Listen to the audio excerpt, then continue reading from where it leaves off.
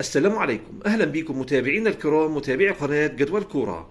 في هذا الفيديو موعد وتوقيت والقنوات الناقلة لمباراة المنتخب السعودي ومنتخب المغرب في نصف نهائي بطولة كأس التضامن الإسلامي للفوتسال.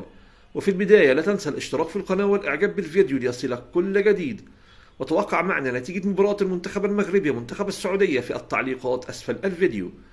واحتل المنتخب المغربي المركز الأول في جدول ترتيب المجموعة الثانية برصيد 7 نقاط، وجاء المنتخب السعودي في المركز الثاني في المجموعة الأولى.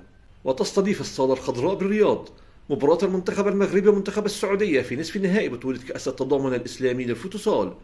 وتنطلق المباراة اليوم الأحد 9/11/2025 عند الساعة 5 بتوقيت المغرب وتونس والجزائر، 6 بتوقيت مصر وليبيا والسودان، 7 بتوقيت السعودية والعراق وقطر، 8 بتوقيت الإمارات وسلطنة عمان.